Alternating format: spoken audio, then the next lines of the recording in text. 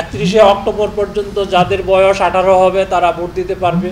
মিডিয়ার সহযোগিতায় একটা সুন্দর নির্বাচন আমরা ফেব্রুয়ারিতে উপহার দিতে পারব। ফেব্রুয়ারি মাসে আমাদের ত্রয়োদশ জাতীয় সংসদ নির্বাচন অনুষ্ঠিত হবে।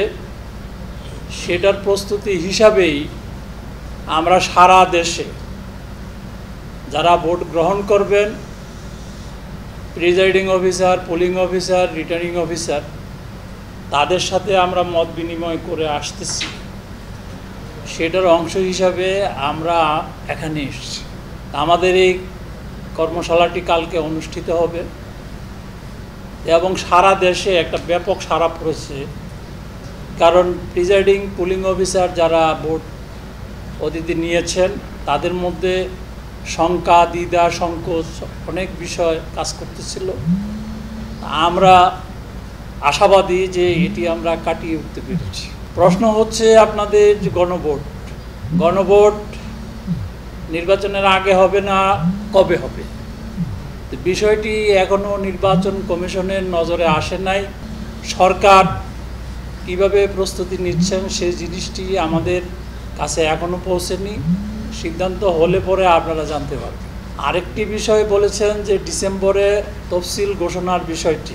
নির্বাচন কমিশন ফেব্রুয়ারিতে নির্বাচন অনুষ্ঠিত হবে রমজান মাসের পূর্বে, এই পরিকল্পনা নিয়ে আমরা কর্ম পরিকল্পনা অলরেডি প্রকাশ করেছি। আপনাদের মিডিয়ার মাধ্যমে আপনারা জানতে পেরেছেন এবং সেই অনুযায়ী আমাদের নির্বাচনের যে তফসিল সেটি ডিসেম্বরের প্রথম ভাগে ইনশাল্লাহ আমরা ঘোষণা করব। পিআরের বিষয়ে আমি মন্তব্য করব না, কারণ এটি সম্পূর্ণ রাজনৈতিক বিষয়। রাজনৈতিক সিদ্ধান্ত কি আসে সেটির অপেক্ষায় আছি। মাননীয় প্রধান উপদেষ্টা উনি বলেছেন, এটির বিষয়ে আমি কোনো মন্তব্য করতে চাই না।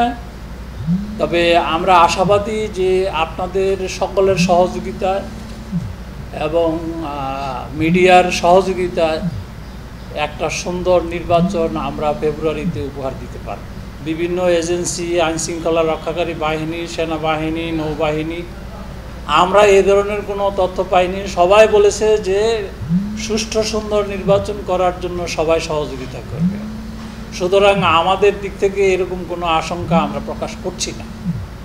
এখন পর্যন্ত আমাদের কাছে কোনো বড় চ্যালেঞ্জ দেখছি না।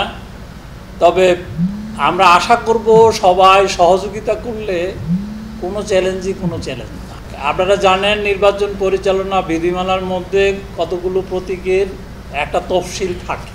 এটা সময়ে সময়ে নির্বাচন কমিশন এটি পরিমার্জন এটি করে।